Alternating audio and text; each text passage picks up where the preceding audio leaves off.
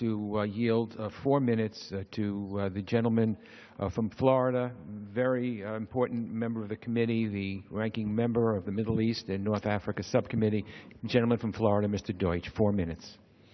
The gentleman from Florida is recognized for 4 minutes. Thank you, Mr. Speaker, and I thank the ranking member for yielding. I thank the chairman for his leadership in the committee. There's been a lot of points made during this debate. I'd like to set some context for the rest of the evening. Iran's regime is anti-American. They're anti-Israel, they're homophobic, they're misogynistic, they violate the human rights of their people. Iran's support for terrorists has led directly to the deaths of American citizens. It actively works to destabilize the Middle East. It vows to destroy Israel. It is responsible for the deaths of civilians and members of the military from Beirut to Buenos Aires. And it has assisted in Assad's slaughter of 300,000 of his own people. And as we gather here today, 4 Americans, Jason Rezaian, Amir Hekmati, Saeed Abedini, and my constituent, Bob Levinson, are in Iran, held by the regime and unable to return home to their families. Mr. Speaker, it's well known that I oppose this deal. On the nuclear issue, it does not dismantle Iran's nuclear program, it pauses it. Now, inspections in Natanz and Fordo are very positive, as is the monitoring of the fuel cycle and the reduction in enriched uranium. But we cannot access other suspected nuclear sites in less than 24 days. And if we find Iran in violation of this agreement, we cannot restore sanctions to the punishing level of today. And if we snap back sanctions, Mr. Speaker, Iran has the right to cease performing its obligations under the agreement altogether.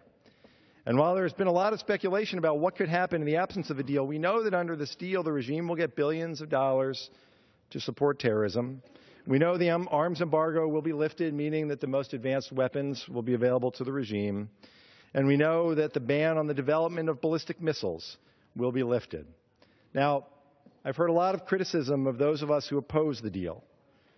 I don't want war, Mr. Speaker. To the contrary, I want to prevent Iran from using billions of dollars to cause more violence and its surrogates to cause more bloodshed. I don't want the start of an arms race.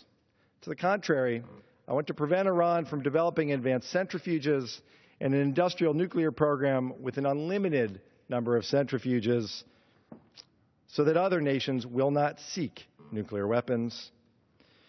And, Mr. Speaker, I don't oppose this deal because of politics or my religion or the people who live in my district. I have simply concluded that the risks are too great. Now, these past few weeks have been challenging for all of us. And reasonable people can disagree, and I'm saddened by the often vitriolic comments hurled at those of us with different views on both sides. I also disagree with the decision by the Republican leadership to make up new rules, ignoring our ability to have an impact right now through the Iran Nuclear Review Act that passed 400 to 25.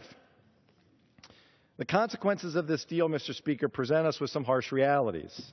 But rather than denying them, it's now time for Congress to begin the work of defying them. And it will require bipartisan support to do it. That means ramping up intelligence sharing and counterterrorism cooperation with Israel and our Gulf partners, and making clear to our allies that Iran's violent activities in the region will not be tolerated. It means enhancing Israel's qualitative military edge and making Iran know that the penalties, should it cheat and break out to a bomb, will be punishing. And it means intensifying sanctions already enshrined in U.S. law for Iranian support for terrorism and violation of human rights.